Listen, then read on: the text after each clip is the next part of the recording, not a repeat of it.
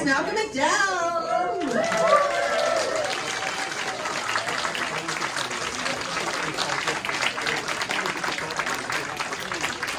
Fancy seeing you.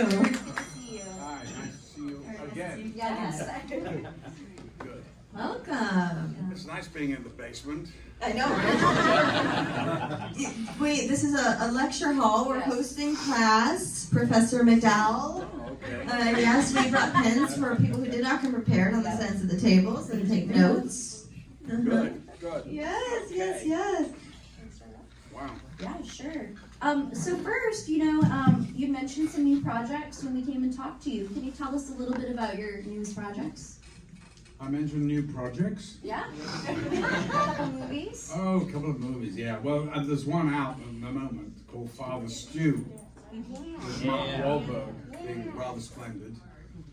And anyway, go see it. This is worth seeing.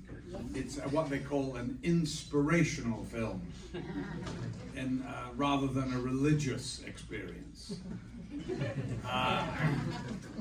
I think that's just the way they sell it. You know, they're frightened of any religious overtones in a country that is, you're not allowed to say this, that, and the other. I guess you're allowed to say religion, though, right? But not in the same sentence as politics.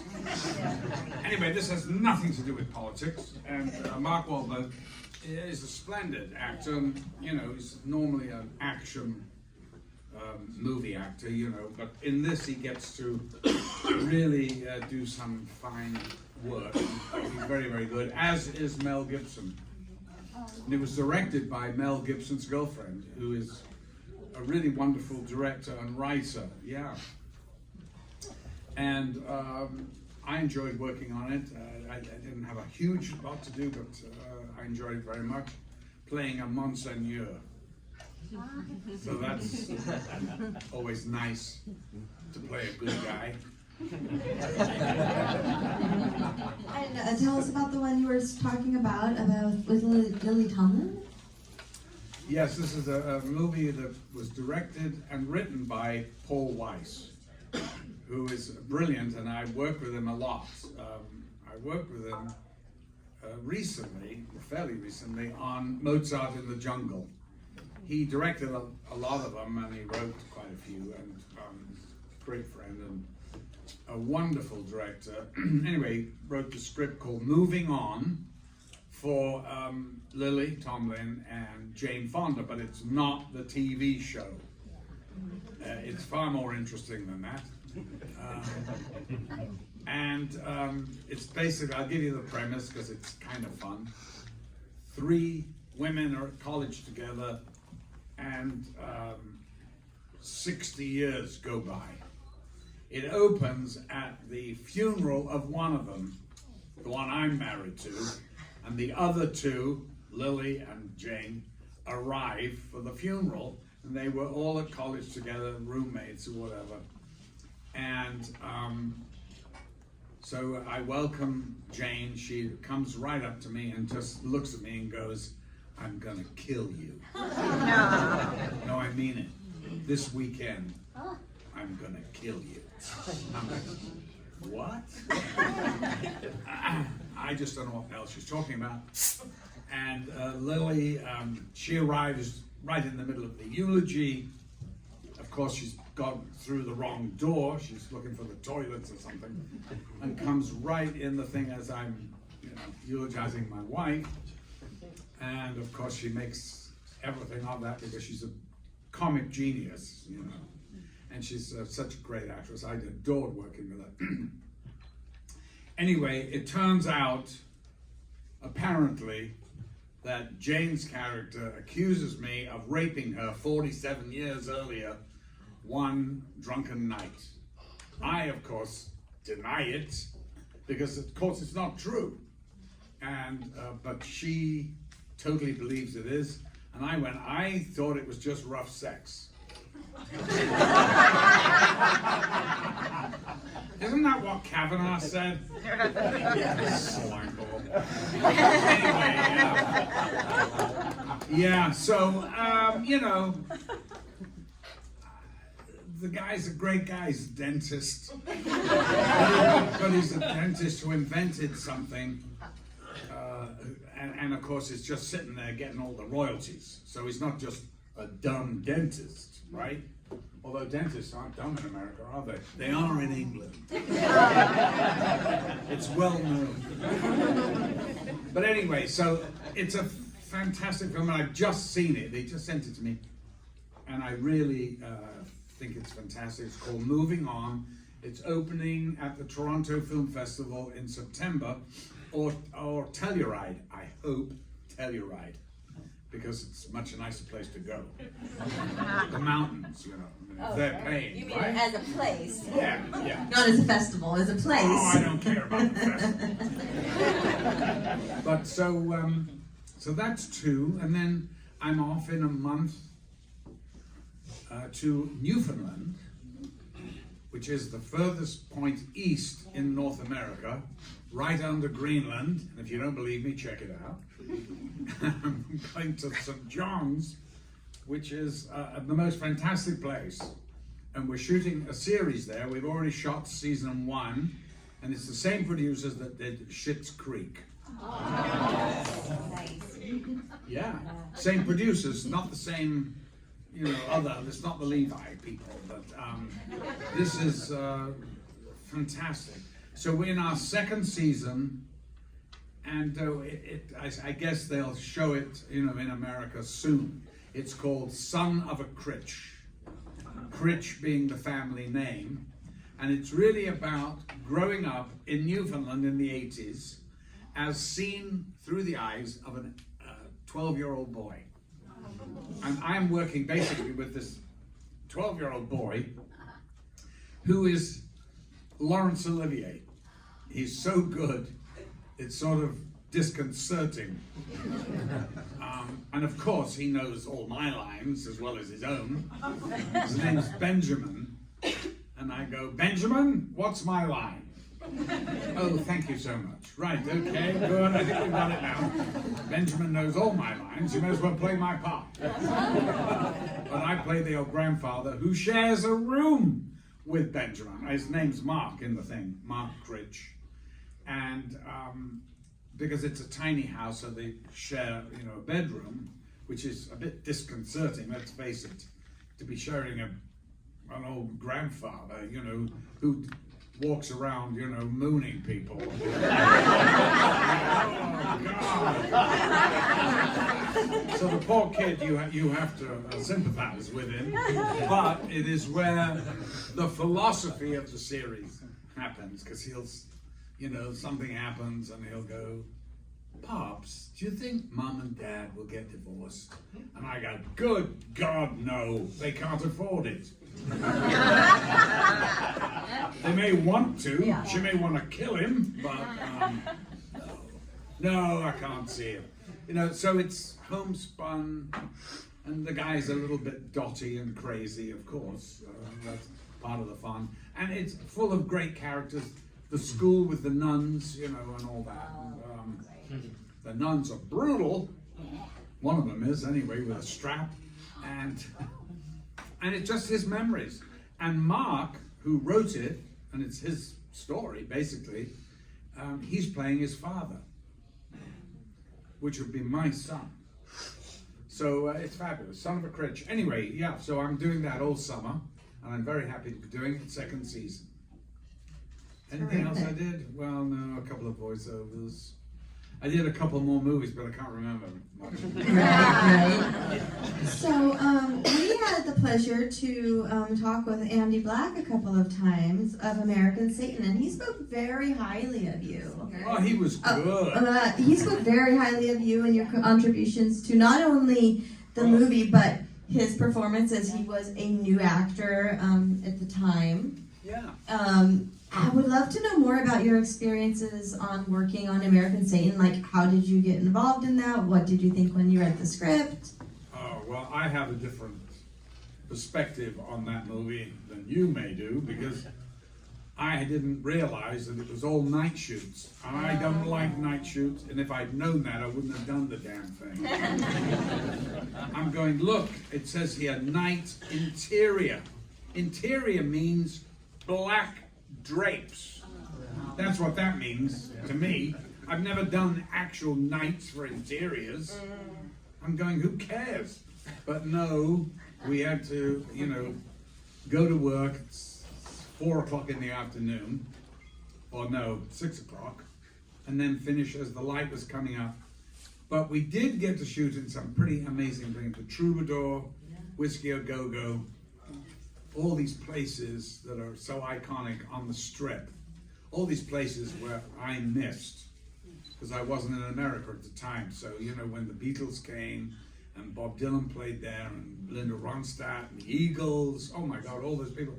And then there was a table that they had right next to the fireplace, I think in the Whiskey, and it was set there, and it always has a rose on that table, and that is where Joe DiMaggio took Marilyn Monroe on their first date. Yeah, that's what I thought. And I thought, you know what, I'll have that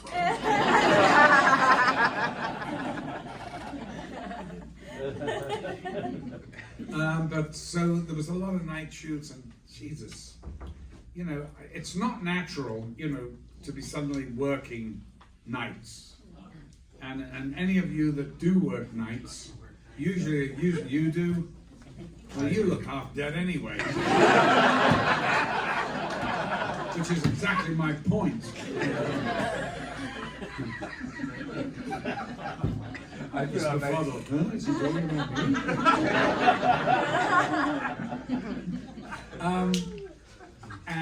But the actors were terrific. The kids were great. I don't remember much else. And there was that hot mom. What's her name? Richards, Oh, God. Who? Denise Richards? right? Denise Richards, Yeah. was that it? Yes!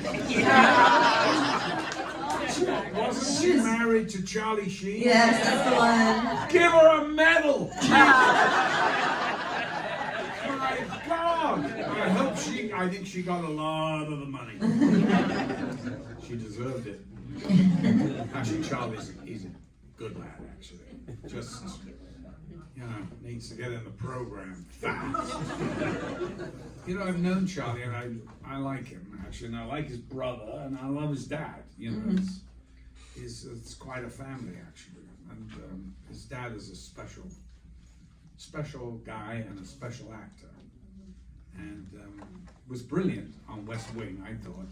And actually, I met him in Pete's coffee thing when he was just about to start, and he goes, "Yeah, I'm about to do this thing about I'm playing the president." I went, "Oh, come on, that's perfect casting." I mean, how great is that? He said, "Will you come on and do something on the show?" I went, "Yeah, but I'll only come on if I can come and play Margaret Thatcher." He went, "I'll tell the producer." I never heard a word. But that would have been fun. So what are some of the elements that really draw you to a script or a role? Well, there are 3 things that I look at. Is, you know, read the script. Is it any good at all? Is there any interest in the part? 2, do they have the money? And are they going to pay me? And they're not asking for a freebie here, because I don't do those anymore. And 3, where is it being shot? Honolulu, it's probably going to be a yes. Bora Bora, it'd have to be a really stinky script for me to turn that one down. And they'd be paying me, so that'd be good. I've never had that though, quite. I've been to some exotic places, but never the South Seas. So I guess there's always time. But really, I don't know, it's hard to say. You know, when you open a script, you start to read it, you know pretty much whether you really want to do it or not. Very soon. And, but I can't tell you, there's no exact rule. It's really an emotional feeling. You just go yes or no. And it's that quick. Do we have any audience questions? Start in the front. Have you ever turned down a role strictly because of where it was being shot? turned down a role because it wasn't within 100 miles of a golf course.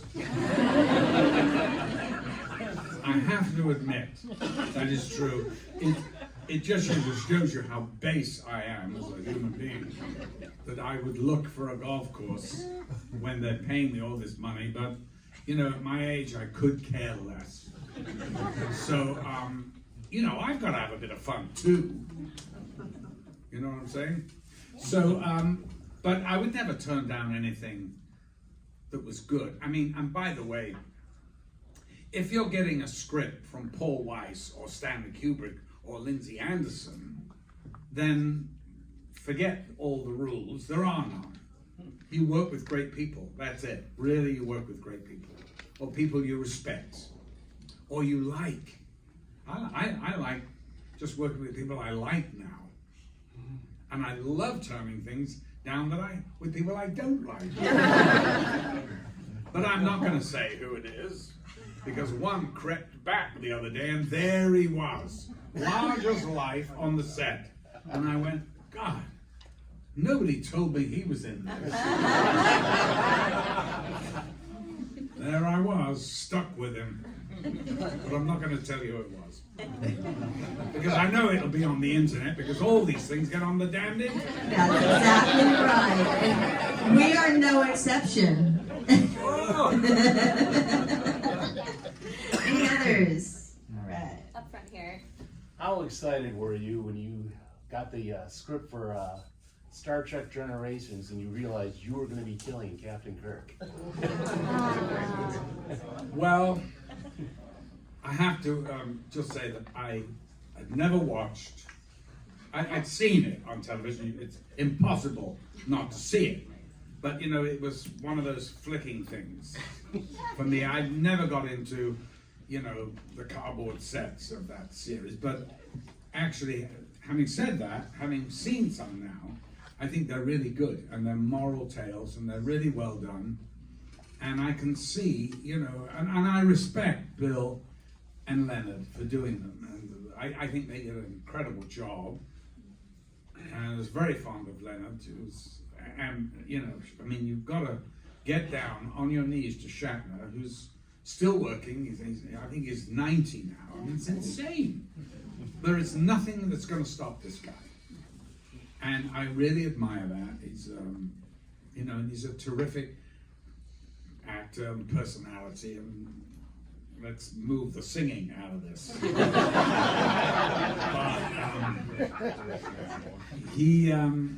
he brings it, and I'll tell you, without his involvement, there would be none of these movies. Because Bill really, him and Leonard, kept that franchise kind of in the air, you know, for many, many, many years. And now that the new lots come in, but I've said to Patrick Stewart, you know, you have a lot to thank Bill for. In fact, your whole career. I know Patrick quite well because we were at Stratford together, so I can pull his leg, take the piss. And I love to take the piss out of somebody that takes themselves a little too seriously. Because it's only acting. Nobody gives a shit, really. Let's see those hands. You, sir? Speaking of that, do you have any recommendations or just advice for young people now trying to break into acting from your journey and experience? Don't.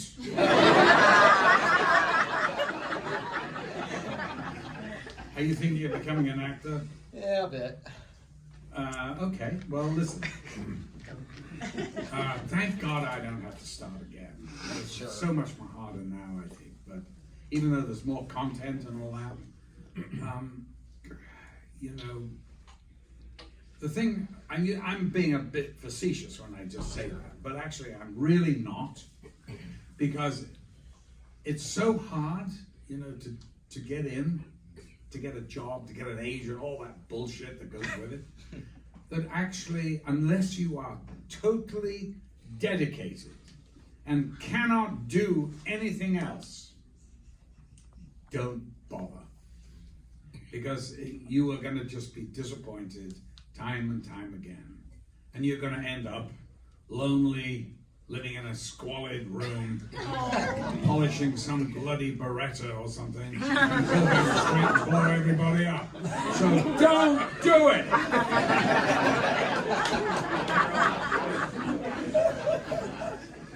Yeah, I mean, I'm just trying to think, you know, Yeah. how I got into it, and I got into it, you know, like pretty much everything I do, just by luck, you know.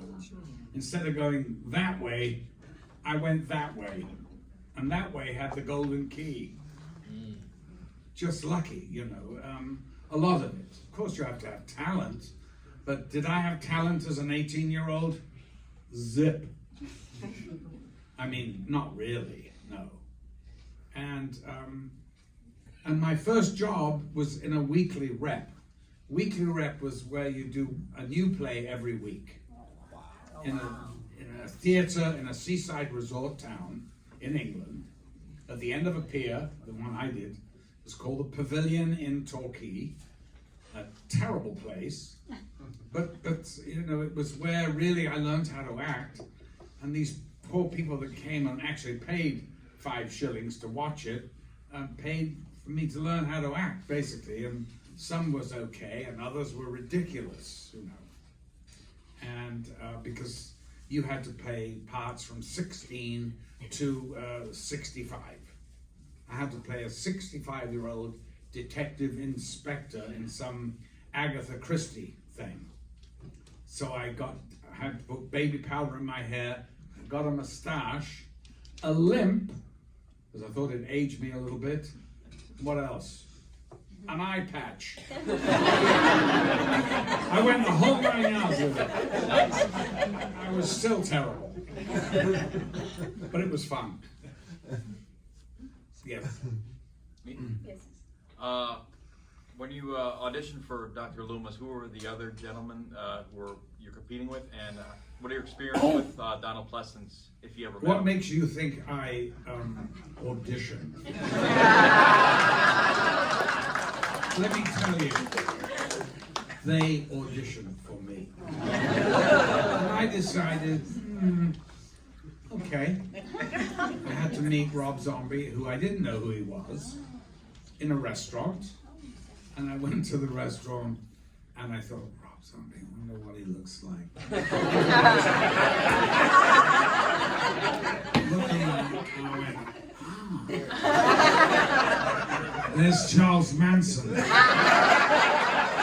And of course he stood up.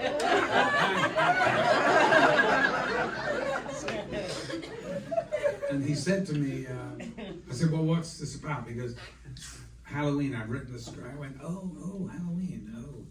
Never actually seen it, but it's sort of, he went, you know, yeah, and he said, I'd like you to do it. I went, okay, let me read it. And then, of course, you know, I heard that, and by the way, I did know Donald Pleasance. I had a drink with him in the upstairs bar at the Royal Court Theatre, and he was such a great guy.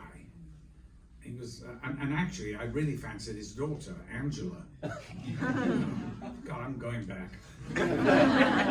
Oh shit, 50 odd years, 55 or something. And she was very tasty, I thought. But she was a little bit older than me, so way out of my league. But, and of course, there was Dad in the bar at the Royal Court, and I spent a very nice evening, instead of watching the play, talking to him in the bar. And it was great. And you know, he was in a lot of movies at the time. He was very well known.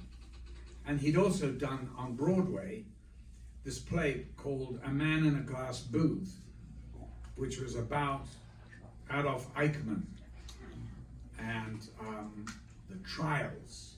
And it was written by an actor who I worked with called Robert Shaw, who was in Jaws, you know, a great actor, and he's actually a really good writer. And so I had a very nice chat with him. And of course, even just chatting, you know, there was something weird about Donald Pleasance. I mean, you know, sinister is the word that comes to mind. He didn't have to play sinister, he just was. And he just looked it, you know. Some people are stuck with the face they get, so nobody's going to ask, you know, him to play a romantic lead, you know, because he looks like a fucking serial killer. Take him on a date? Jesus. Yeah, Mom, don't wait up for me, because I ain't coming back. So that's Donald Pleasant. Great guy. I never saw the movie, so I didn't copy anything, but I knew how he played. I didn't have to see it. Of course I knew how he did it. And I respect him greatly. And he was a fabulous guy. Yeah.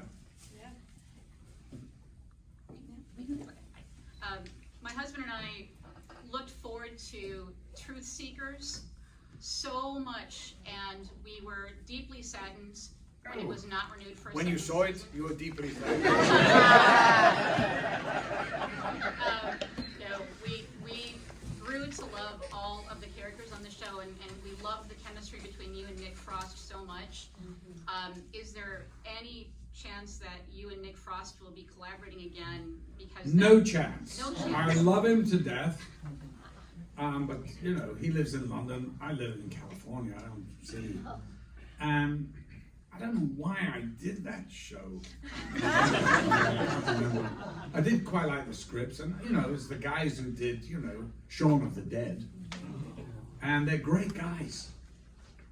And I thought it was a terrific series. great, it was fantastic. And unfortunately, the producers were warring amongst themselves. Now, I didn't really know this because I was just hired as an actor. And Amazon just went, uh-oh, forget it, and moved on. So that's why it wasn't picked up, which is sad because I thought it was terrific, little parts of it. I really enjoyed doing it. I love playing that character. I played Nick's dad, who turns out to be not his dad, but his father-in-law. It's very complex. It's actually worth a look. It's on Amazon, right? Yep. Still Yeah. there. Yep. It's worth a look, and it's a sort of suburban Ghostbusters with geeks, you know, total geeks. Nick Frost is a total geek anyway. Perfectly cast. He's such a nice guy. I think I'm going to see him in a week or so in London. Yeah. Oh, what is your favorite and least favorite memory of A Clockwork Orange? Well, I have so many great memories of the film. Some of the things I didn't like were the injuries I got. I got a blood clot under my rib. That was not fun. I, of course, scratched my corneas. That wasn't fun. Or cornea. What else? But it was an amazing journey to go on with Kubrick. And it was amazing because I'd never really, you know, when you do these things, you're working on a thing and you never break down who thought of what. That's just the way it is. It's a, you know, creative process that happens. But actually, breaking it all down, I was a real collaborator with him because I came up with the costume, I came up with the eyelash, I came up with singing in the rain and all the stuff at the end with the all that stuff. So there's so many things that and just happened on the set. Mind you, you get plenty of time on a Kubrick set to think about things because days would go by before anything happened. In one instance, 5 days, the camera did not roll. He moved everybody out into a marquee in the garden of the set and just worked with the actors and stunt people, and that was it. But you know, Stanley's very special, very, if he had to work, well, he you know, Stanley is very adaptable. If he had to do something, he'd do it. If he had to, but, you know, since he did Spartacus and he hated Kirk Douglas so much, Kirk really betrayed him. Didn't give him the freedoms that he promised him. That actually Stanley wanted to expunge that movie from his CV. He hated it. But actually, I kind of enjoyed it. You know? It's a cool movie. Still a great film. Yeah, it's still a great film. You know, but Stanley didn't control it. And let's face it, he was a total control freak. But the great directors, of course, are. You know, he would take any suggestion, but in things like the marketing or the whatever, the technical aspect of the movie, Stanley was in total control. I mean, what he knew about the techniques of filmmaking wasn't even worth knowing what he didn't know. I mean, he literally wrote the book. Any man that could make 2001 from scratch, there's no, you know, it's all models, it's all brilliantly done. An amusing story was that his wife, who's widowed, of course, she told me that for the whole ending of 2001, which is like the, you know, the black hole and the consumption of the galaxies and whatever, was shot in her kitchen. On a pan of water over the stove that had like an inch of water in the bottom of it. So, and it was on a very low flame, so it was just steaming. And the camera's put up and put right down over the pan. And then they took these droppers of colored glycerine and squirted them into the water, and they would. And you see this on a 60-foot screen, and you swear to God you're in the galaxies. And it's her kitchen. But Stanley had that mind to think of that. What director would think of that? I can't think of another one. Me neither. Amazing. It's more of a cameraman's department, but you know, Stanley was a great cameraman too, so all the lighting is his. He taught Olcott everything he knew. I was just telling somebody, his light meter was a Polaroid camera. He took over 70,000 Polaroids. I used to say to him, have you got shares in that company? So literally go through boxes a day. And he'd peel them off, look at them, and he'd go, here, move this a little, and that's how he lit the scenes. Incredible. So my favorite scenes in that, I don't know. I like stupid stuff, you know, like running after the model at the very, very end shot. When he goes, I was cured, all right. Well, this girl that they chose, I didn't know who it was, right? Stanley comes in on the day. It was shot in a disused aircraft factory. And they had like a runway, twice as long as this room, full of polystyrene balls that they use for, you know, stuffing furniture. And the idea was we had to run through this in slow motion, and those balls would fly up, and very, very romantic, whatever. And so Stanley comes into my trailer and said, did you meet the actress yet? And I went, no, who is it? He goes, her name is Katia Wyeth. And I went, Katia? Oh my God, she's married to one of my friends.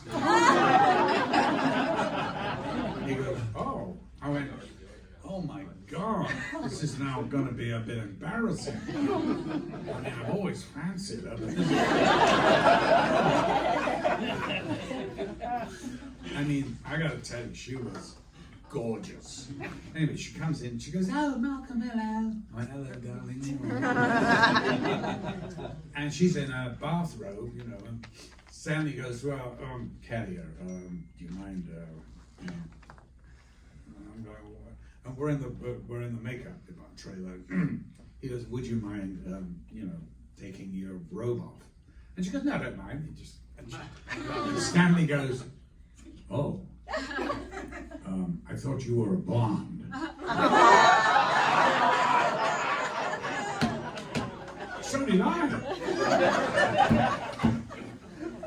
And she goes, no, I just put a few highlights in, you know. And so there was a Cockney hairdresser who was, you know, she must have been doing films pre-war. And she goes, I can fix that, Stanley. She gets a can, starts shaking it. Hang on, look at it.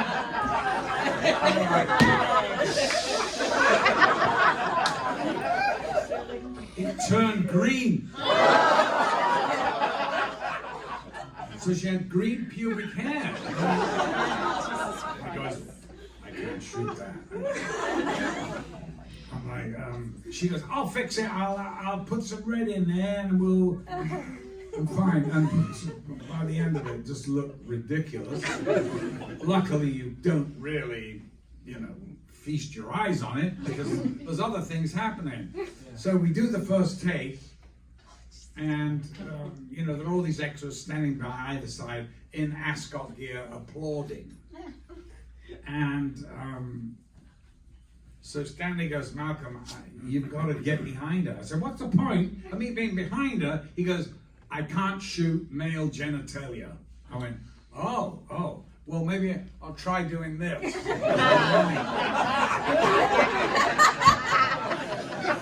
So I tried that, and he goes, no. He goes, can't, no. I went, what? He goes,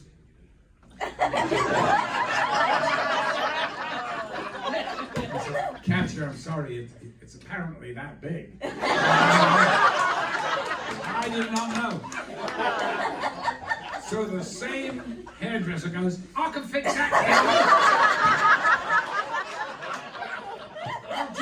I'll put a ball pate over it. You won't be able to see it. So I went, well, how are you going to attach it? Well, we'll have to go with the spirit gun, but I'll be very careful. So, boom, stuff it on. Okay, go, action! Run.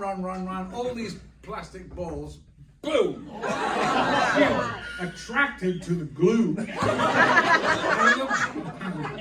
I look like David, you know, with this huge blob of white balls on it. And then I looked over at her, and she had the same thing. And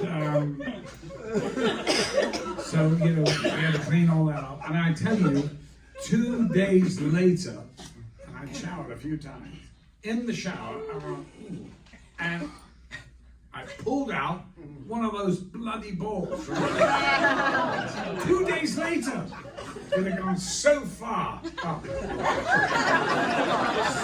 Anyway, I shouldn't be talking about this, but when you see the film next, now you know how uncomfortable it was. Yeah, I'm gonna look at that film the same way again.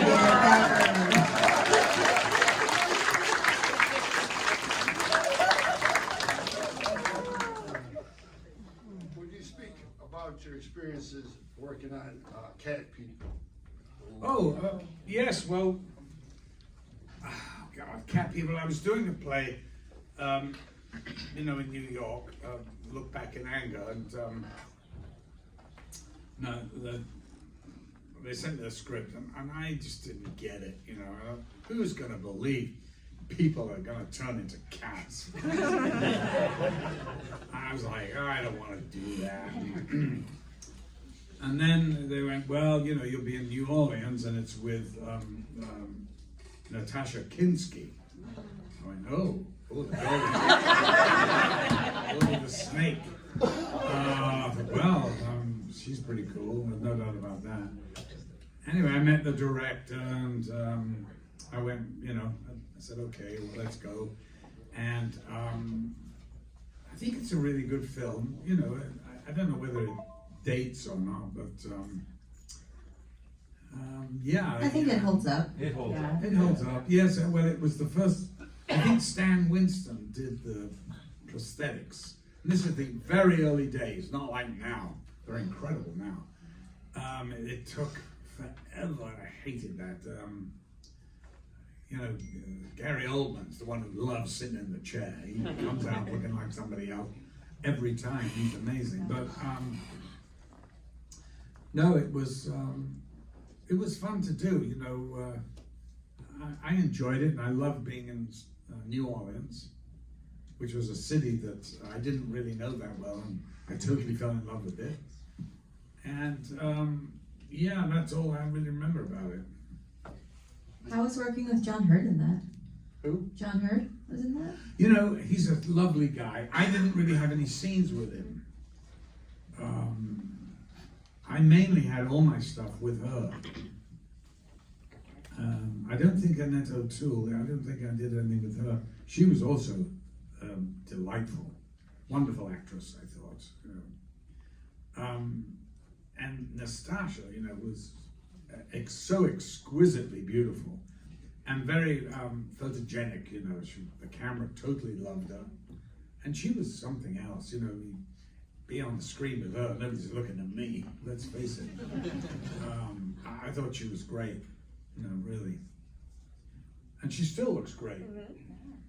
Although I haven't seen her in a year, but when I did last year, she looked great. But she lives, I think, in Europe now. Yeah.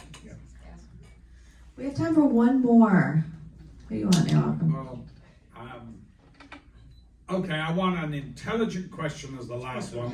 Guys, better make it good. Who's got a good one? All the ones up to now have been a bit. Okay, I'm not sure.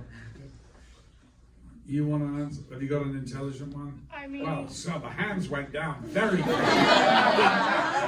Wow. Okay. All right. My question is, did Stanley Kubrick ever read political? Would ever consider doing a political satire, like something like Watchmen or Strangelove. no, I mean something like the Watchmen, like you know the Watchmen graphic novel. It was way. No, and why would Stanley be interested in that? No, I mean it was kind of like an interesting theme. Like imagine. Nixon. This is the most convoluted, ridiculous question I've ever heard. How would I know what's going on in Stanley Kubrick's brain? Oh, sorry. That's all right. Keep going. Keep yourself deeper in. What I mean by that is that, Watchmen was like the only graphic novel to be taken. Wait a minute. This is not a question about Kubrick. This is a question about Watchmen, right? No, but would he ever consider doing a political satire if he was still alive? Okay. Well, I'm sure. I can't speak for him. I know. But Nobody can. did he ever But of course he did, everything he did was a satire, wasn't it? Lolita, amazing. Paths of Glory, a most amazing anti-war film. But Dr. Strangelove is a political satire of the first order. It's one of the great political satires ever made. Yeah. So why would he want to repeat that? No, I mean, See, what makes Stanley so great is that he made masterpieces in every single genre. And that's what makes him different from every other director. okay. Are you sure? You don't look happy. Do you want the microphone? You want to sing a song? I'm prepared to give it to you. No. I'll let you. Sure? Positive. Thanks for the answer. That's all I wanted. Because political satire is the story was about. Imagine if Nixon got a third term and then. Who? You'd have to read the novel, but it's. Oh, Jesus. Hang on. Have you got a copy? I'll read it now. You've been assigned some homework. Now, I know really what you're trying to talk about something that's not been made, right? No. It's a novel. A graphic one. It's actually a good one. It's the only one that's ever been taken Did you seriously. write it? No. Oh. I love it. Okay. And Well, that is obvious. I think we get the drift. And you know what? Go pitch it to somebody. I can't. Why not? Because it wasn't mine. It was written by one of the greatest writers ever made, Who? Name of? Alan Moore. Oh, Alan Moore, absolutely one of the greatest writers, right along Shakespeare and Moore, and Vonnegut, yeah, oh my God, Bellow, Moore, right there, Great, okay. Yeah. Well, you could still, pitch it. Is he still alive? Alan Moore? Yeah. Yeah, but Don't pitch it. If the man had passed, I would say it'd be at least 6 months before they caught up with you. But if he's still kicking, He's then- gonna pick up on that real quick. Yeah, no, don't do that. Don't do that. No, okay. thank you. Okay.